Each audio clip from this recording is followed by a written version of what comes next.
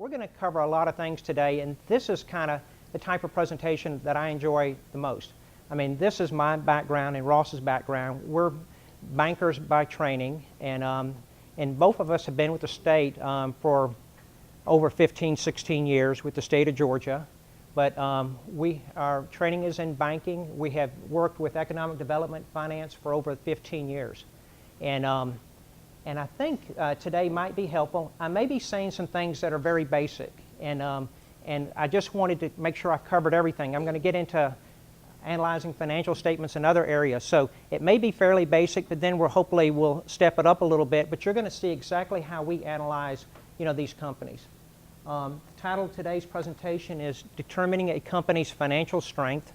And this I wanted to put up here. This is an excellent publication that was produced by the National Association of Credit Management in 2006.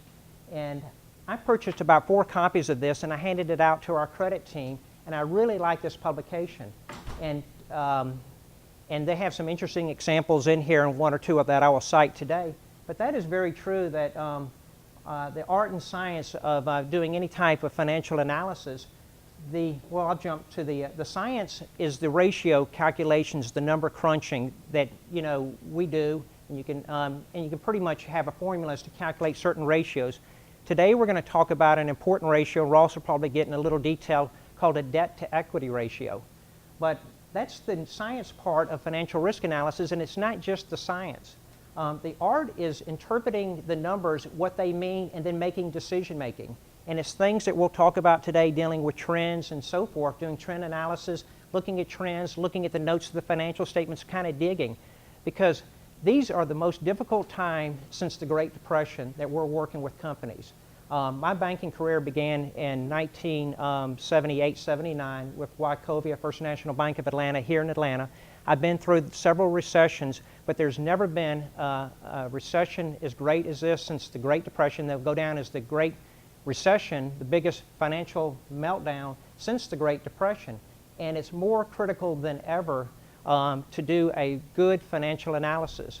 Business Week had an article, and it was titled, Loose Underwriting Sinks Banks. Loose lips sink ships. Loose underwriting sinks banks.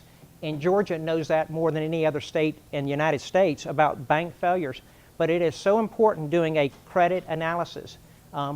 We'll get into some things. There's no such thing anymore as what they used to call in banking as a no-brainer. When I started in '78, I worked on a credit for Delta Airlines. And the credit manager said, that's a no-brainer. You just got to crunch the numbers and then accommodate them, give them their $50 million line of credit. Well, with the exception of very few companies, there's really no-brainers anymore. I mean, Walmart have got their financial statement. They may be a no-brainer. If you come to us with Walmart, we should be able to turn that around in about an hour. We can put $400 billion in sales, and this is their profit, and they got so many employees. But for the most part, most of the companies that we're dealing with, even these publicly traded companies, we don't assume anything. We take a look, and we'll tell you how we look at them.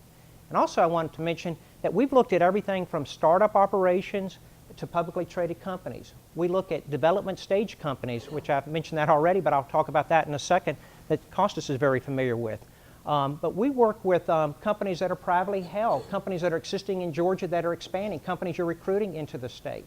And we have tools that we look at and try to do this analysis, because what we don't want to do is to get way down the road and we're recruiting a company and then we say this is not a strong company. Then everything else is for naught. This is like a threshold requirement. You've got to have a strong base to build everything else on the relationship. And we do, and the slide presentation is going to get into a little bit of our overall economic development finance. And these are some of the topics that we're going to touch on today. Is an overview of economic development finance. And secondly, I'm going to touch on reading financial statements, because a lot of folks may not have a finance and accounting background. And so I just want to kind of touch base on the basics of financial statements.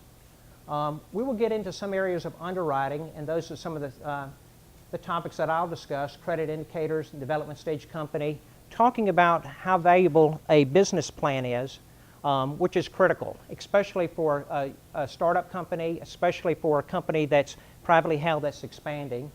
And I will get into one of my topics is credit worthiness, the 5 C's, that a lot of y'all probably are familiar with, but it's very important to kind of re-emphasize that because that has gotten a resurgence, the 5 C's. And then warning signs. It's a warning list that we put together based on our experience of working with companies. Ross is going to go into quite a bit of detail on preliminary risk analysis. And that's the product that y'all receive when you contact us. So all of this will build up to a preliminary risk analysis. We're going to go into the details of that preliminary risk analysis and how we analyze different facets.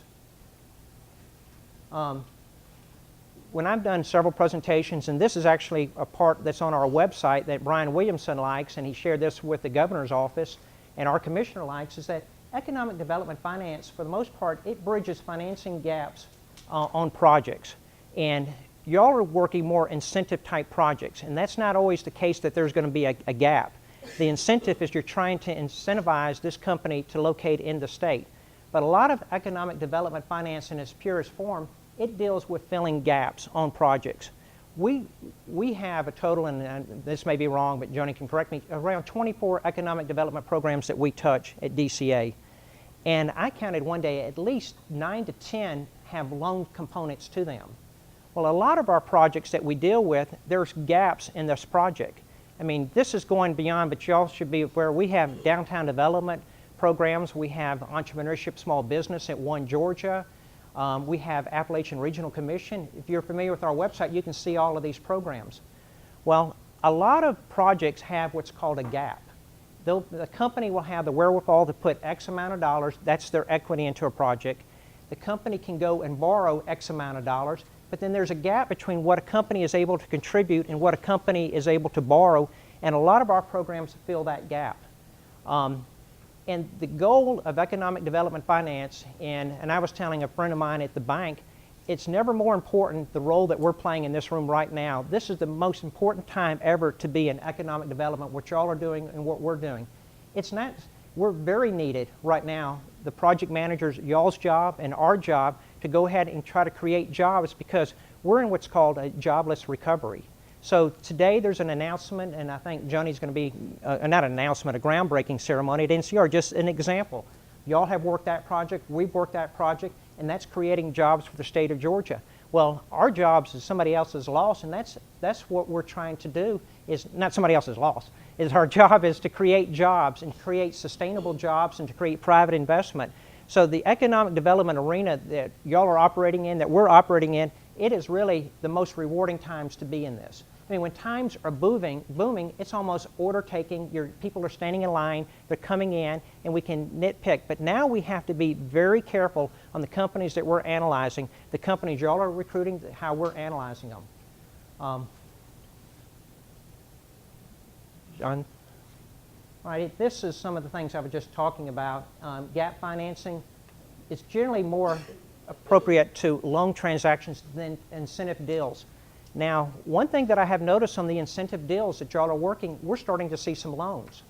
I've got an email from an attorney today on a situation with a big corporation, and we threw in there a corporate guarantee. And this is on a loan, this is on an EDGE project that y'all, some of y'all have been working, and it's actually going to be structured as a loan. So I'm seeing more deals that y'all are working coming from Heidi for us to structure as a loan, or that y'all are recommending to be structured as a loan. And that we have to look at a little differently sometimes than just an incentive deal. An incentive project, our goal is to make sure the company is strong and stable. With a loan deal, the challenge is you got to get the money back. You know, it's one thing to put the money out for an infrastructure, you know, for site preparation, for a building, to have equipment that's owned by a development authority that's leased. And it's another challenge to make sure you get the money repaid.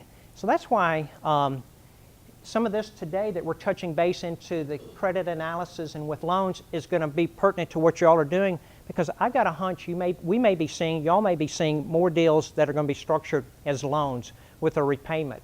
Part of the reason, the obvious, is limited resources. But it also can be a huge incentive to these companies to structure deals at 0% financing or 3% financing.